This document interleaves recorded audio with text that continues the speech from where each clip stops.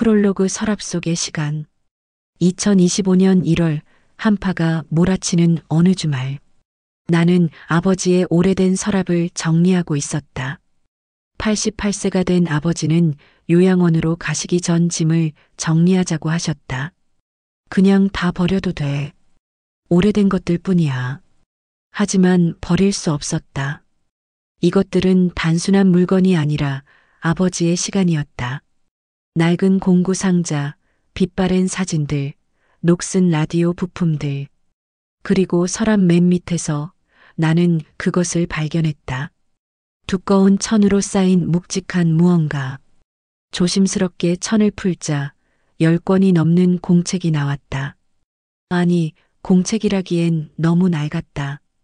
표지는 거의 헤어졌고 종이는 누렇게 변색되어 있었다. 첫 번째 공책을 펼쳤다. 1950년 9월 3일. 맑음. 오늘부터 이 공책에 매일 일을 적기로 했다. 소년의 글씨였다. 서툴지만 또박또박한 한글. 한자도 섞여 있었다. 나는 숨이 멎었다.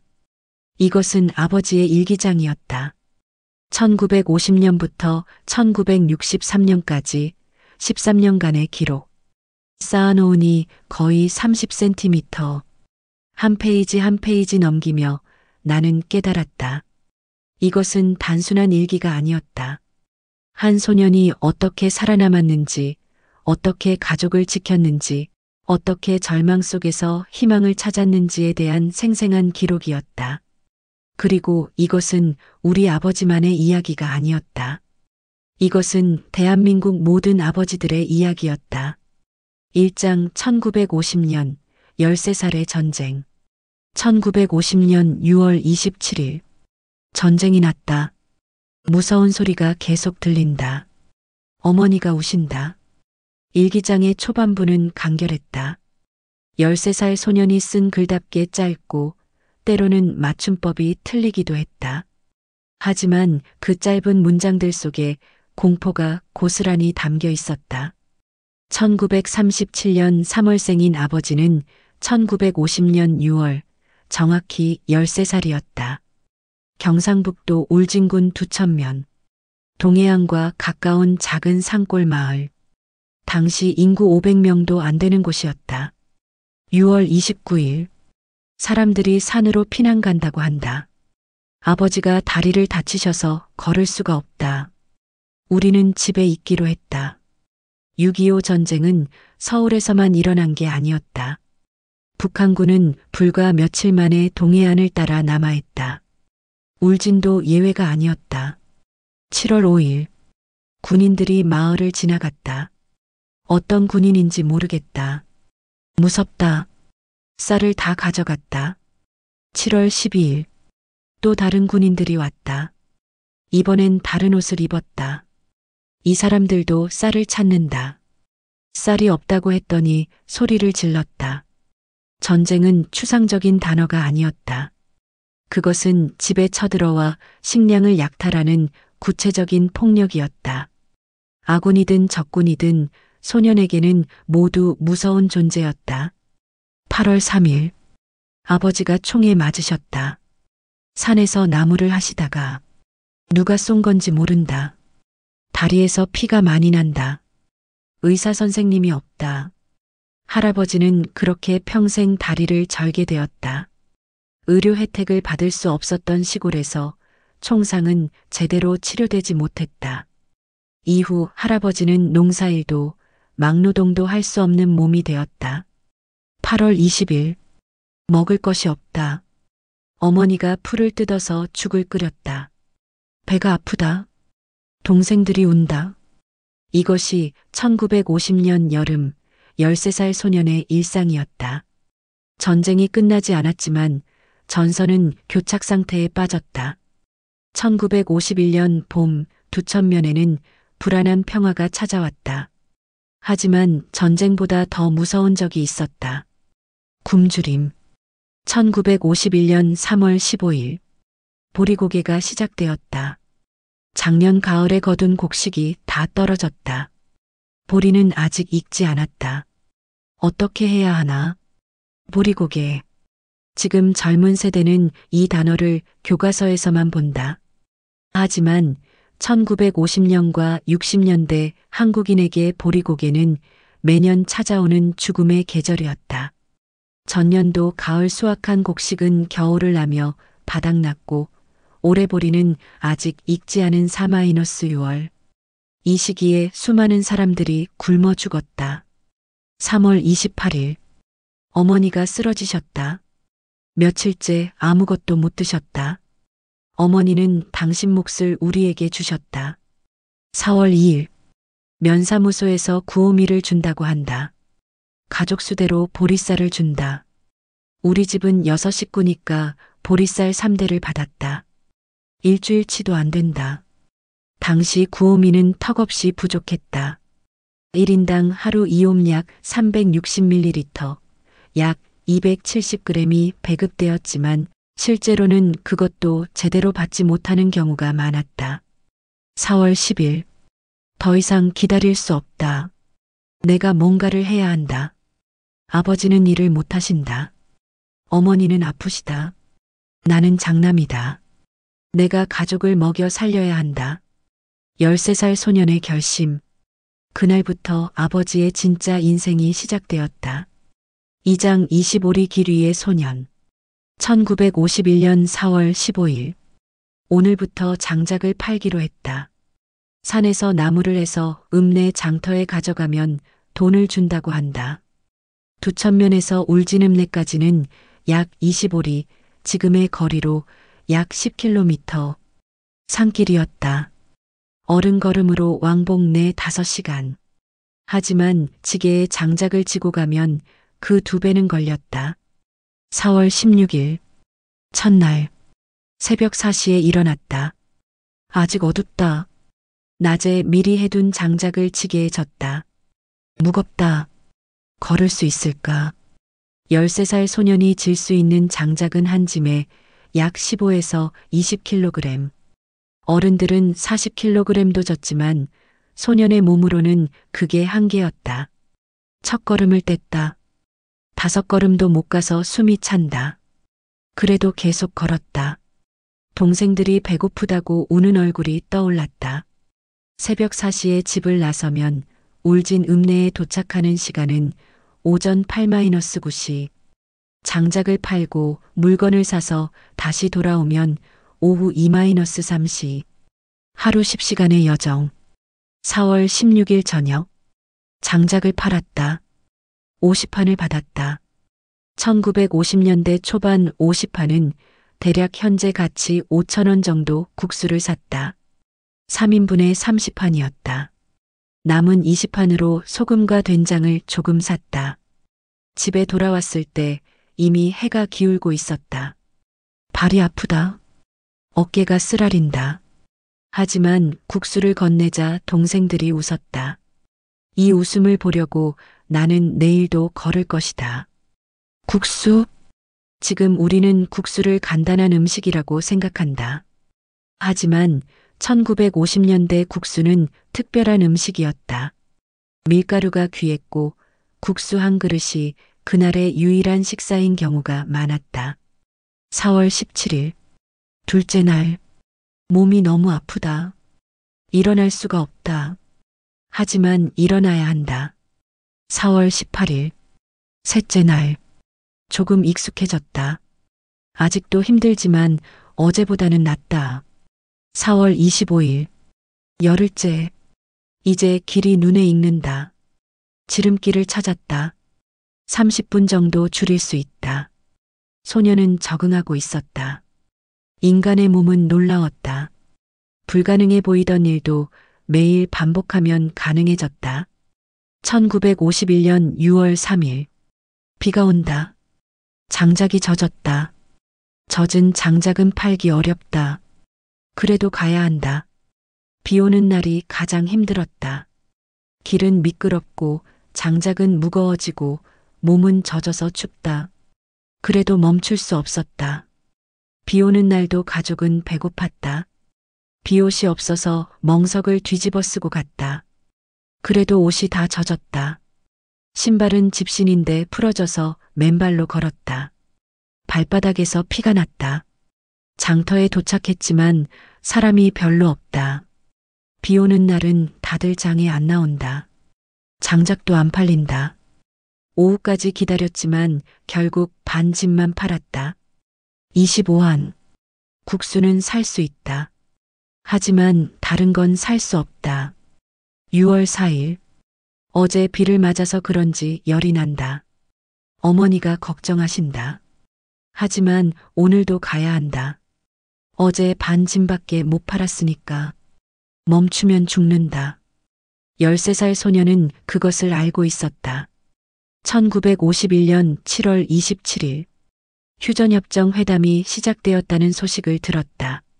전쟁이 곧 끝날까? 하지만 우리 마을은 아무것도 변하지 않았다.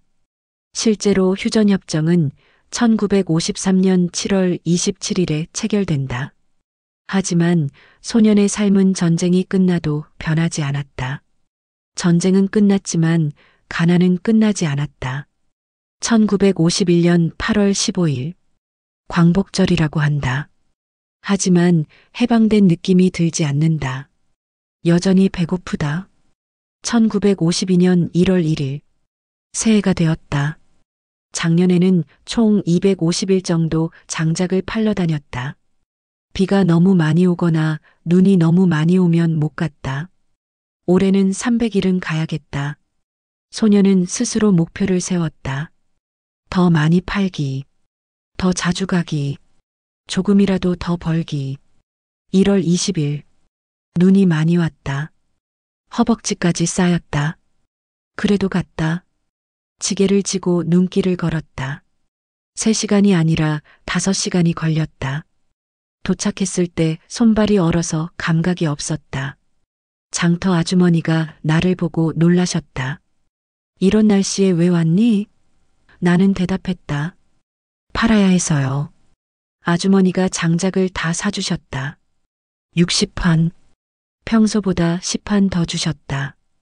애야, 이것 좀 먹어라. 아주머니가 호떡을 주셨다. 따뜻했다. 너무 맛있어서 울었다. 세상에는 여전히 좋은 사람들이 있었다.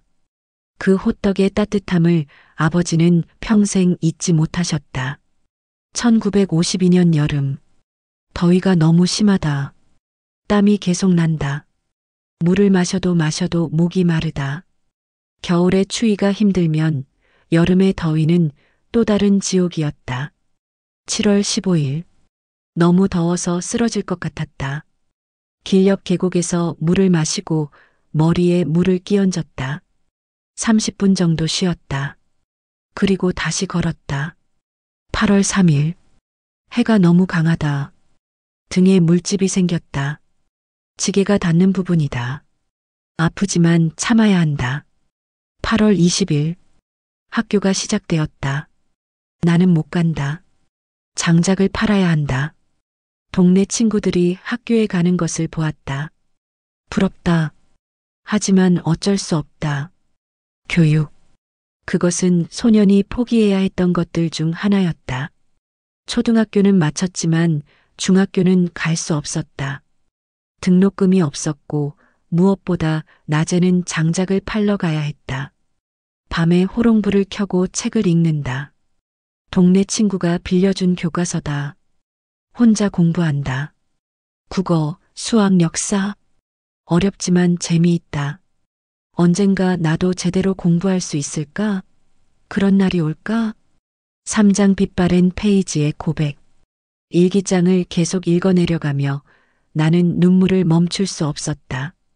이것은 단순한 기록이 아니었다. 이것은 한 소년의 외침이었다.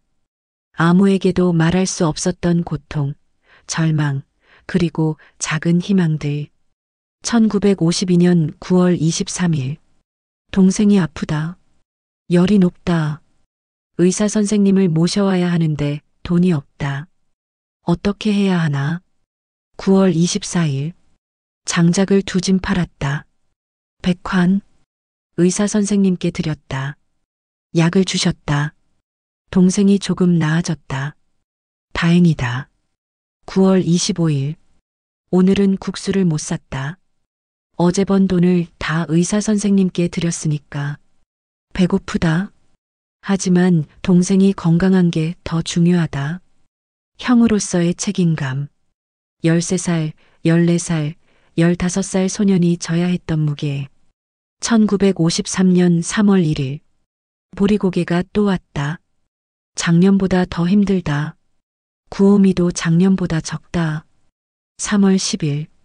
어머니가 나무 껍질을 벗겨서 죽을 끓이셨다. 송기떡이라고 한다. 소나무 속껍질로 만든다. 맛은 없지만 배를 채울 수는 있다. 송기떡? 지금 세대는 상상도 못할 음식이다. 나무 껍질을 벗겨 말리고 빻아서 가루를 만들고 물에 개어 먹는다. 영양가는 거의 없다. 하지만 그것조차 귀했다. 3월 15일. 풀을 뜯어 먹는다. 쓴바기, 냉이, 달래.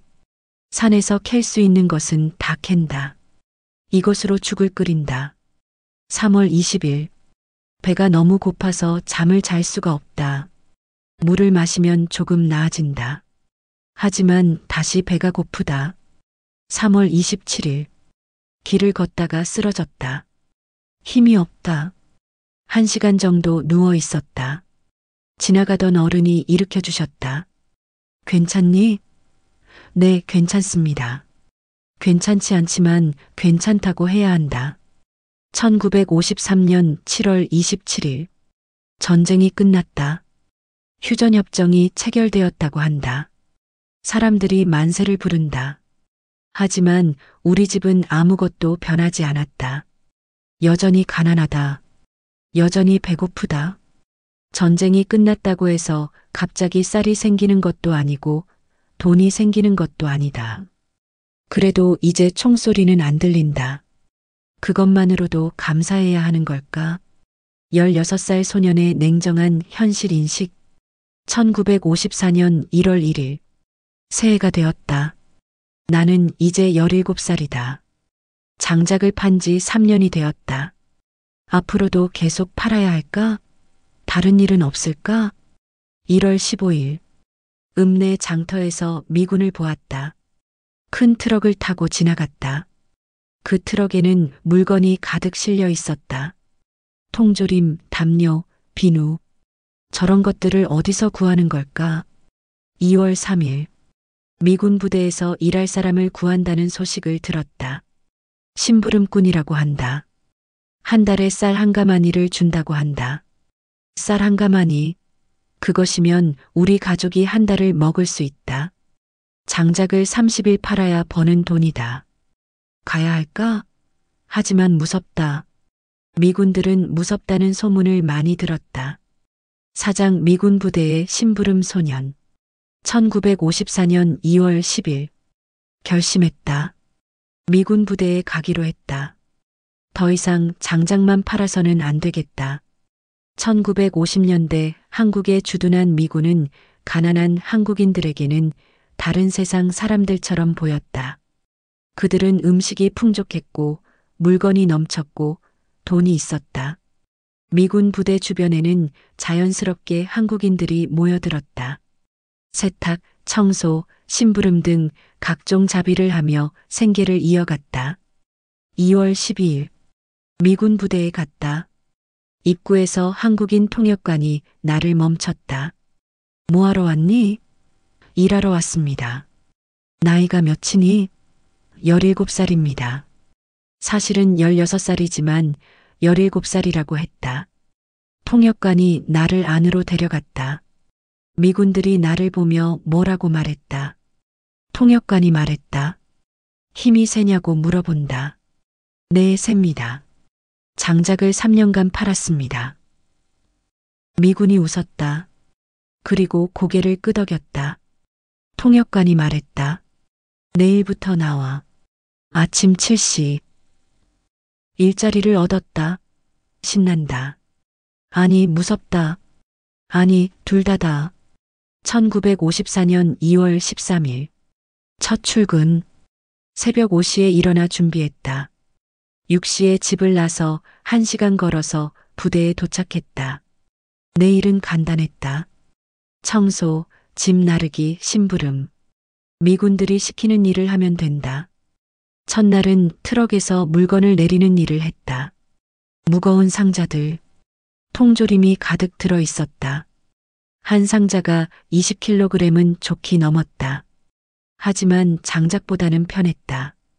적어도 비는 안 맞으니까. 점심시간에 미군들이 먹다 남은 음식을 주었다. 햄버거라는 것이었다. 처음 먹어봤다. 빵 사이에 고기가 들어 있었다. 너무 맛있었다. 미군 부대에서 일하는 것은 양날의 검이었다. 한편으로는 안정적인 수입과 음식을 보장받았다.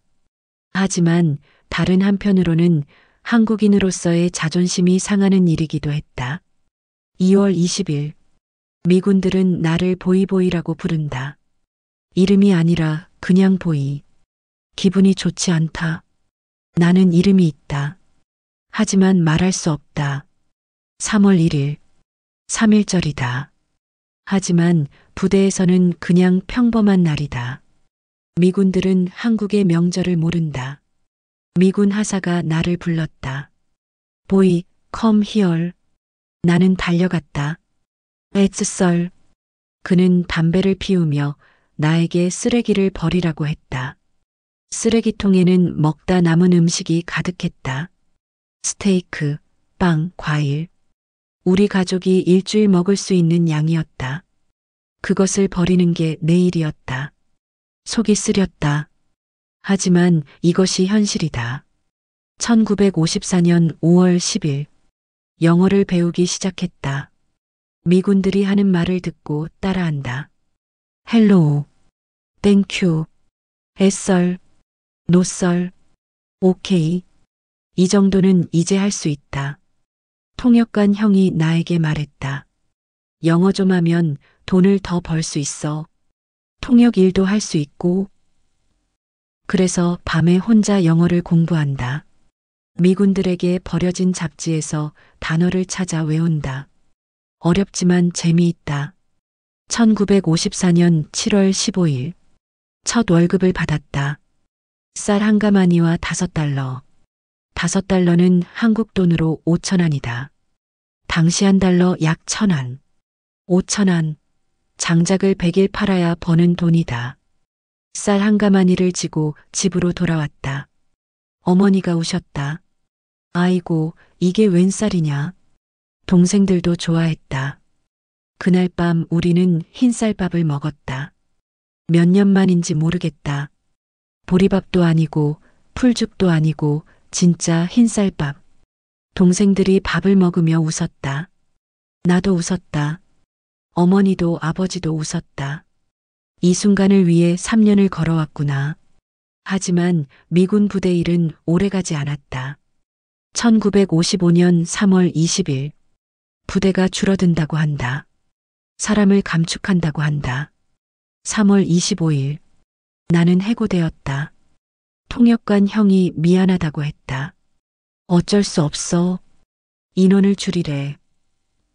1년 동안 모은 돈이 조금 있다. $30. 3만 원. 큰 돈이다. 이 돈으로 뭘 할까? 오장기술, 희망의 다른 이름. 1955년 4월 1일. 다시 장작을 팔러 다닌다. 1년 만이다. 몸이 예전 같지 않다. 부대에서 일할 때는 이렇게 힘든 일을 안 했으니까. 하지만 해야 한다. 돈을 벌어야 한다. 4월 15일. 읍내에서 신기한 것을 봤다. 라디오였다. 상점 앞에 라디오가 있었고 거기서 음악이 나왔다. 사람들이 모여서 듣고 있었다. 나도 한참을 서서 들었다. 신기했다.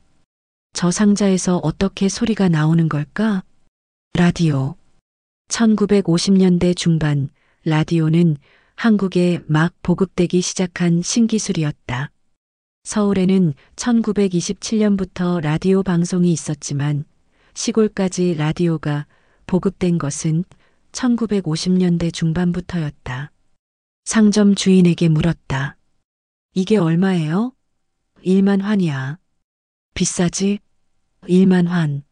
내가 모은 돈의 3분의 1이다. 이거 고장나면 어떻게 해요? 읍내에 전파상이 있어. 거기 가면 고쳐줘. 전파상? 1955년 5월 3일. 읍내 전파상에 갔다. 작은 가게였다.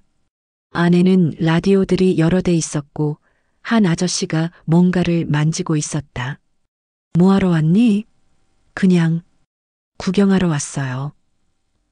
아저씨는 웃었다. 구경이라. 들어와 봐. 나는 조심스럽게 들어갔다. 아저씨는 라디오를 분해하고 있었다. 안에는 복잡한 부품들이 가득했다. 진공관, 전선, 작은 부품들. 신기하지? 네, 너무 신기해요. 어떻게 이런 걸 고칠 수 있어요? 배우면 돼. 어렵지 않아. 원리를 알면 돼. 그 말이 소년의 인생을 바꿨다. 5월 10일. 다시 전파상에 갔다. 배울 수 있을까요? 아저씨가 나를 빤히 쳐다봤다. 배우고 싶어? 네. 돈은 없어요. 하지만 열심히 일하겠습니다. 아저씨는 한참을 생각하더니 말했다. 좋아. 월급은 못 줘. 하지만 기술은 가르쳐 줄게. 대신 가게 청소하고 심부름하고 해야 해. 네, 하겠습니다.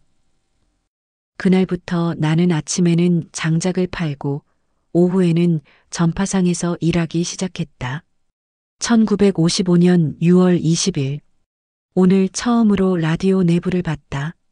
아저씨가 분해하는 걸 옆에서 지켜봤다. 이게 진공관이야. 라디오의 핵심이지. 이게 고장나면 소리가 안 나. 어떻게 고치나요? 새 걸로 바꾸면 돼. 간단하지? 간단하다니. 나에게는 마법 같았다. 1955년 8월 15일. 광복 10주년이다. 라디오에서 기념 방송을 한다. 전파상에서 듣는다. 아나운서가 말한다. 대한민국은 이제 재건의 시대로 접어들고 있습니다. 우리는 전쟁의 폐허에서 일어서고 있습니다. 나도 재건하고 있다. 내 인생을. 1955년 12월 25일. 성탄절. 전파상 아저씨가 나에게 선물을 주셨다.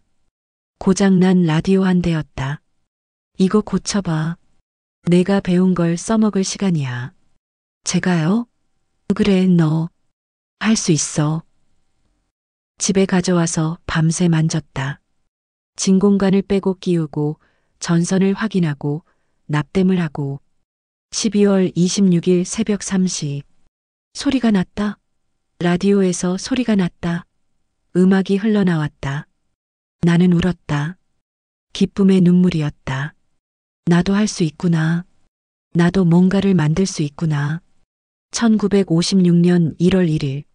새해 목표. 장작 팔기를 줄이고 전파상 일을 늘린다. 기술을 더 배운다. 언젠가 내 가게를 연다. 가능할까? 모르겠다. 하지만 시도는 해봐야지. 1956년 6월 10일. 큰일이 생겼다. 아저씨가 쓰러지셨다. 중풍이라고 한다. 너 혼자 가게 맡아줄 수 있겠니? 네, 할 수 있습니다. 손님들 오면 잘 응대하고 고쳐줘. 네, 걱정 마세요. 그날부터 나는 혼자 가게를 지켰다. 19살 전파상 주인 대신. 6월 15일. 첫 손님이 왔다. 라디오 소리가 안 나요. 떨리는 손으로 라디오를 받았다. 뚜껑을 열었다. 진공관 하나가 나갔다. 진공관을 교체하면 됩니다. 새 진공관을 끼웠다. 소리가 났다. 손님이 기뻐했다. 아이고, 고맙네. 얼마야? 200환입니다. 아저씨가 책정한 가격이었다. 손님이 돈을 주고 갔다. 내가 벌었다. 내 기술로. 1957년 3월 20일. 아저씨가 돌아가셨다. 장례식에서 울었다. 아저씨는 내 은인이었다. 기술을 가르쳐 주신 분, 인생을 바꿔주신 분. 아저씨 부인이 나에게 말했다. 이 가게 내가 맡아줄 수 있겠니? 네. 우린 자식이 없어. 남편이 너를 많이 아과어. 가게를 내가 이어받았으면 좋겠어. 하지만 저는 돈은 천천히 갚으면 돼. 10년 걸려도 괜찮아. 이 가게가 없어지는 것보다 내가 이어갔으면 좋겠어. 나는 고개를 숙여 절을 했다. 감사합니다. 열심히 하겠습니다. 20살 전파상 주인이 되다. 6장 전파상의 꿈 라디오의 시대. 1957년 4월 1일. 오늘부터 이 가게의 주인이다. 떨린다. 잘할 수 있을까? 간판을 다시 썼다. 자유전파상?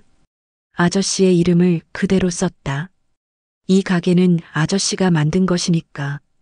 1950년대 후반 한국은 조금씩 변하고 있었다. 전쟁의 폐허에서 조금씩 일어서고 있었다. 이승만 정부는 재건을 외쳤고 미국의 원조가 들어왔다. 하지만 여전히 대부분의 국민은 가난했다. 특히 시골은 더욱 그랬다. 1957년 7월 10일. 손님이 별로 없다. 라디오는 비싸다. 울진 같은 시골에서 라디오를 살 수 있는 사람이 얼마나 되겠나? 고민이다. 어떻게 해야 할까? 8월 5일. 아이디어가 떠올랐다. 라디오를 만들어서 팔면 어떨까? 완제품을 사오는 것보다 부품을 사서 조립하는 게 더 싸다. 부품은 부산에서 구할 수 있다. 미군들이 버린 부품들이 시장에 나온다. 1957년 9월 10일. 부산에 다녀왔다. 기차를 타고 갔다. 처음 타보는 기차였다. 신기했다. 국제시장에서 라디오 부품을 샀다. 진공관, 저항, 콘덴서, 스피커. 한 대 분량에 3,000원. 완제품은 1만 원인데 내가 만들면 5,000원에 팔 수 있다. 9월 25일. 첫 라디오를 완성했다. 내 손으로 만든 라디오.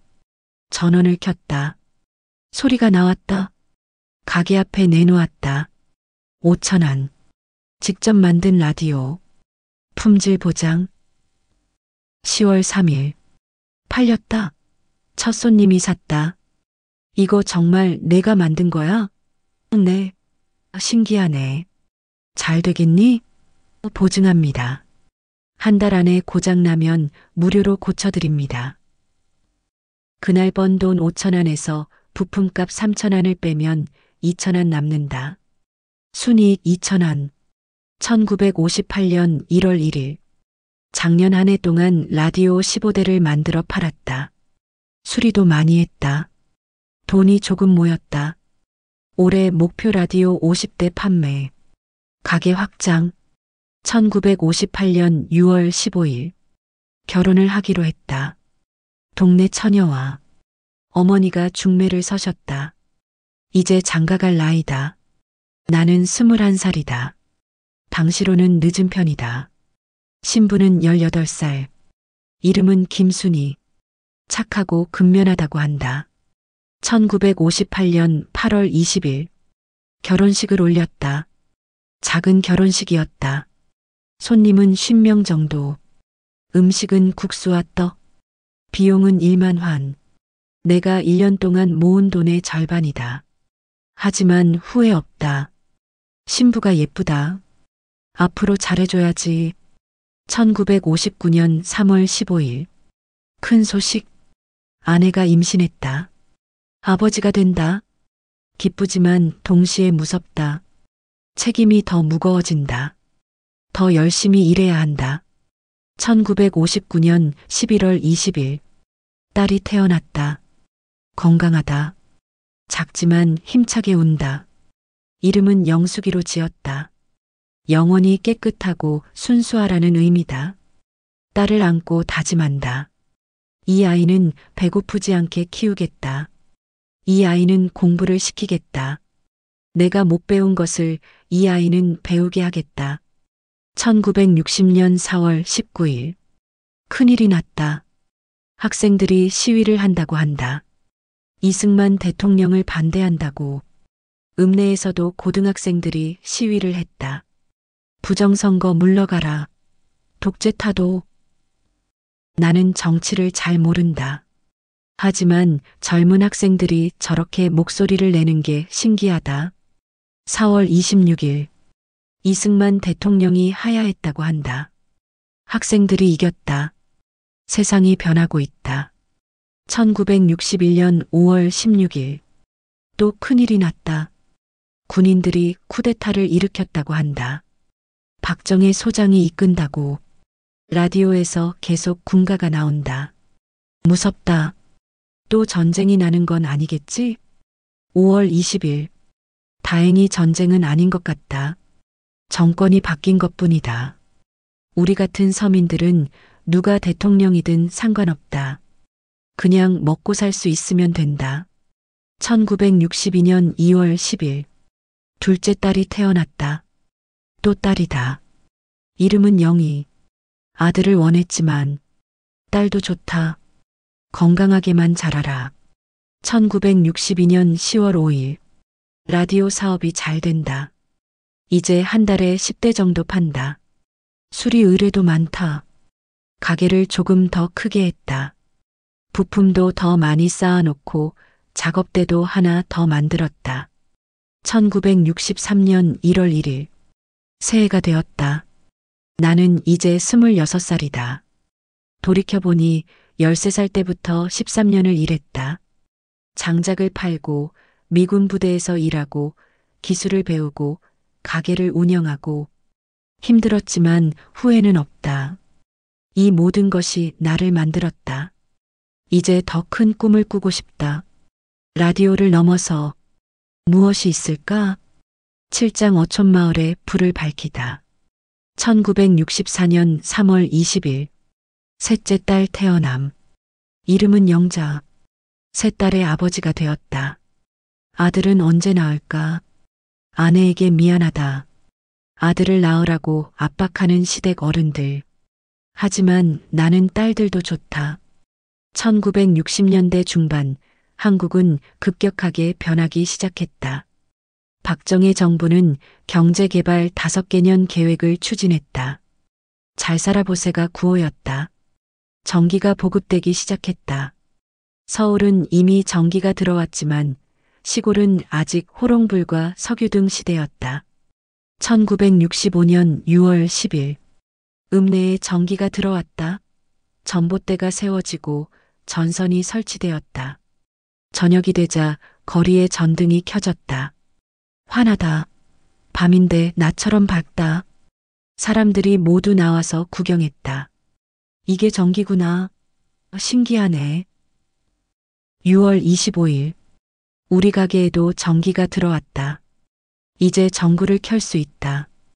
호롱불을 안 켜도 된다. 그리고 새로운 기회가 보인다. 전기 제품들. 라디오만이 아니다. 1966년 1월 15일. 텔레비전이라는 것이 나왔다. 라디오에 그림이 나온다. 서울에서는 1956년부터 TV 방송이 시작되었다고 한다. 하지만 시골까지는 오지 않았다. 하지만 곧 올 것이다. 나는 준비해야 한다. 1966년 8월 20일. 부산에 다녀왔다. TV를 공부하러. TV 수리 기술을 배워야 한다. TV는 라디오보다 훨씬 복잡하다. 브라운관, 영상회로, 음성회로. 하지만 원리는 비슷하다. 나는 할 수 있다. 1967년 5월 30일. 드디어 넷째 아들이 태어났다. 만삭이다. 13년 만에 아들. 이름은 영수. 영원히 으뜸이 되라는 의미다. 시댁 어른들이 기뻐하신다. 나도 기쁘다. 하지만 딸들에게 미안하다. 아들만 반기는 이 분위기가. 1968년 10월 20일. 큰 계획을 세웠다. 울진과 주변 어촌마을에 TV를 보급하는 것이다. 하지만 문제가 있다. 전기가 없다. 두천면에는 아직 전기가 안 들어왔다. 그렇다면 유선을 설치하면 된다. 읍내에서 죽변까지 유선을 깔고 TV 신호를 보낸다. 안테나를 크게 세우면 가능하다. 될까? 해봐야 안다. 1969년 3월 1일 유선 사업 시작. 사업 파트너 2명과 함께 우리는 돈을 모았다. 30만 환. 1960년대 후반 30만 환은 현재 가치로 약 3천만 원. 이 돈으로 유선을 사고 안테나를 세우고 장비를 산다. 4월 15일 공사 시작. 울진에서 죽변까지 유선을 깐다. 10km가 넘는다. 전봇대를 세우고 유선을 연결한다. 힘들다. 하지만 해야 한다. 이것이 성공하면 우리 마을에도 TV가 온다. 6월 20일 첫 테스트. 죽변 마을회관에 TV를 설치했다. 안테나를 연결하고 유선을 연결했다. 전원을 켰다. 화면이 나왔다. 흑백이지만 선명하다. 아나운서가 보인다. 뉴스를 읽는다. 마을 사람들이 모여들었다. 이게 뭐야? TV다. 신기하네. 할아버지 한 분이 화면을 만지셨다. 이 안에 사람이 들어있는 거야? 모두 웃었다. 나도 웃었다. 7월 20일 두천면의 첫 가정용 TV 설치. 동네 부잣집이다. 월 이용료 1,000원. 하나 둘 신청이 들어온다. 한 달에 20가구 정도. 8월 15일 광복절 특집 방송. 마을 회관 TV 앞에 100명 넘게 모였다. 다들 신기해한다. 한 할머니가 말씀하셨다. 내가 죽기 전에 이런 걸 보다니. 세상 참 좋아졌네. 1970년 1월 1일 70년대가 시작되었다. 나는 33살. 내 아이의 아버지. 돌이켜보면 먼 길을 왔다. 13살에 장작을 팔던 소년이 이제 마을에 TV를 보급하는 사업가가 되었다. 크게 성공한 건 아니다. 큰 부자도 아니다. 하지만 떳떳하다. 나는 정직하게 일했고 가족을 먹여 살렸고 마을에 기여했다. 1975년 10월 15일 요즘 건강이 안 좋다. 피곤하다. 나이가 드는 걸까?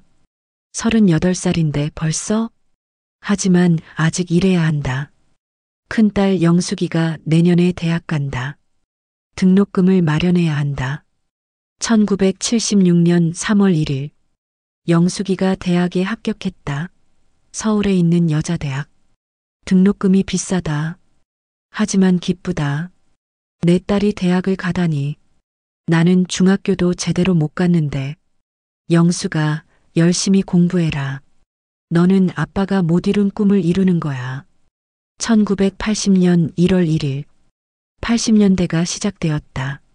나는 43살. 큰딸 영숙이는 대학을 졸업하고 직장을 다닌다.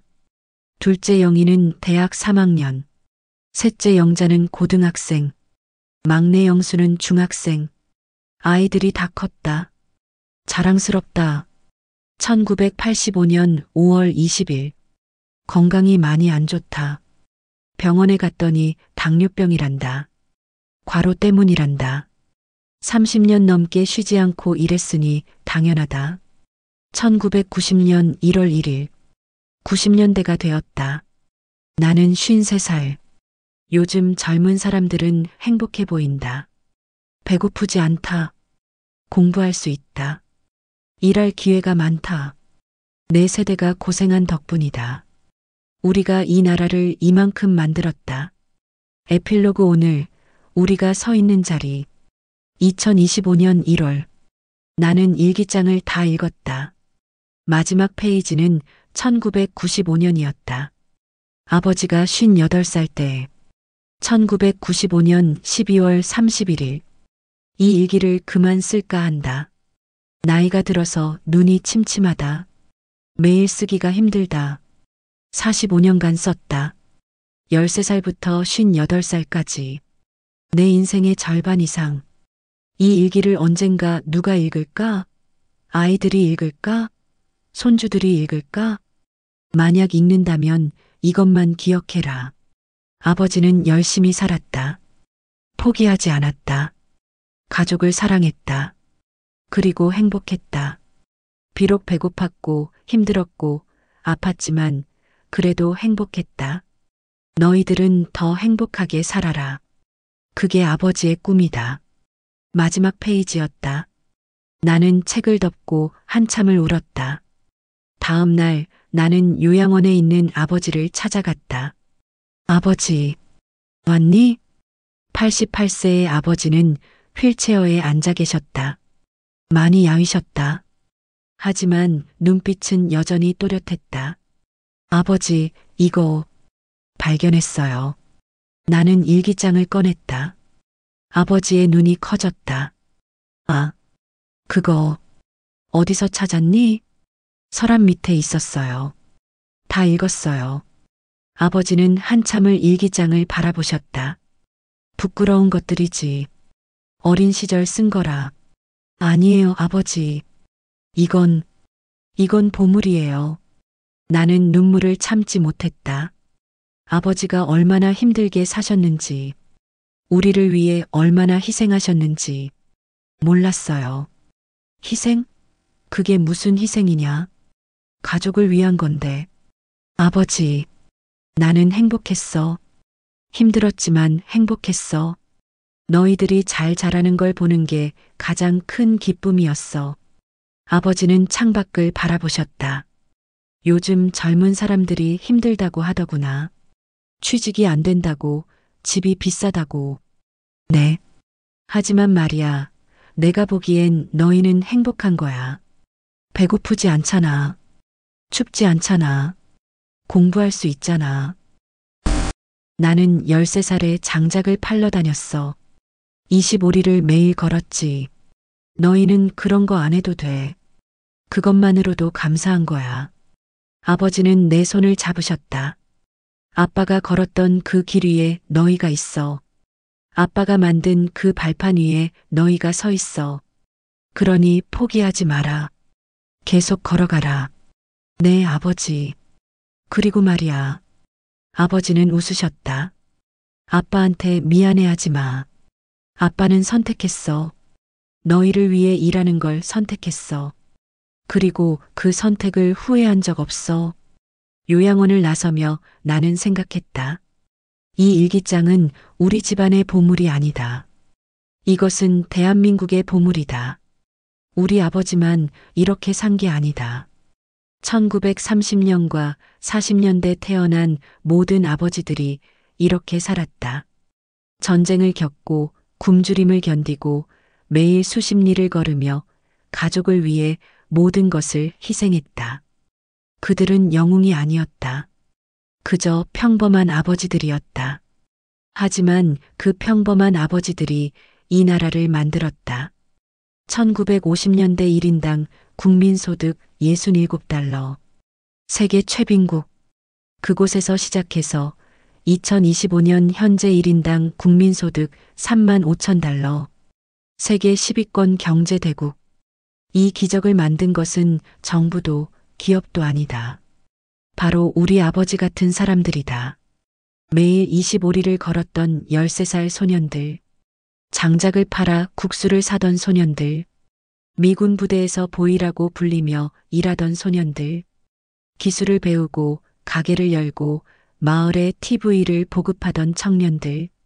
자식들이 배고프지 않게 하기 위해 평생을 일한 아버지들. 나는 차에 타서 핸들을 잡았다. 그리고 한참을 움직이지 못했다. 내 손을 보았다. 부드러운 손, 굳은 살이 없는 손. 아버지의 손은 달랐다. 거칠고 굳은 살이 가득하고 상처투성이었다. 그 손이 나를 키웠다. 그 손이 이 나라를 만들었다. 2025년 대한민국.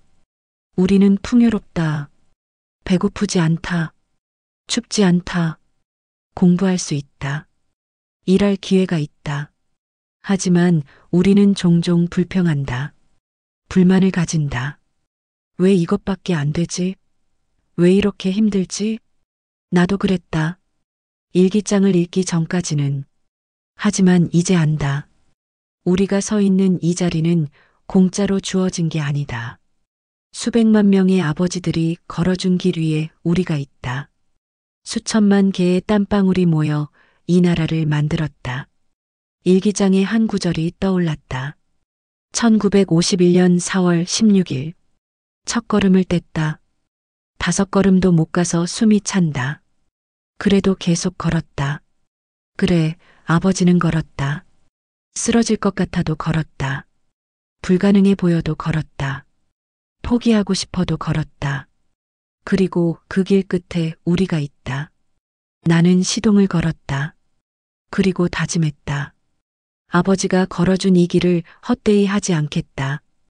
불평하지 않고 감사하며 최선을 다해 살겠다. 그리고 언젠가 내 아이들에게도 이 이야기를 전하겠다. 할아버지는 이렇게 사셨단다. 그래서 우리가 여기 있는 거야. 2025년 대한민국. 우리는 기적의 나라에 살고 있다. 하지만 그 기적은 하늘에서 떨어진 게 아니다. 땅 위를 걸어온 수백만 명의 발자국이 만든 것이다. 그 중 하나가 우리 아버지의 발자국이다. 그리고 그것은 당신의 아버지 발자국이기도 하다. 아버지, 감사합니다. 당신의 25리 길 위에 우리가 있습니다. 당신의 10년, 아니 평생이 만든 오늘을 우리는 살고 있습니다. 우리는 기억하겠습니다. 당신의 땀, 당신의 눈물, 당신의 사랑을. 그리고 헛되이 하지 않겠습니다. 당신이 걸어준 이 길을. 저자의 말. 이 이야기는 1937년생 어느 아버지의 실제 일기를 바탕으로 각색했습니다. 30cm 두께의 일기장. 1950년부터 1995년까지의 기록. 그 안에는 한 소년이 어떻게 살아남았는지, 어떻게 가족을 지켰는지, 어떻게 이 나라를 만드는데 기여했는지가 담겨 있습니다. 그리고 이것은 제 아버지만의 이야기가 아닙니다. 1930년대와 40년대에 태어난 모든 대한민국 아버지들의 이야기입니다. 그들은 전쟁을 겪었습니다. 굶주렸습니다. 추위에 떨었습니다. 하지만 포기하지 않았습니다.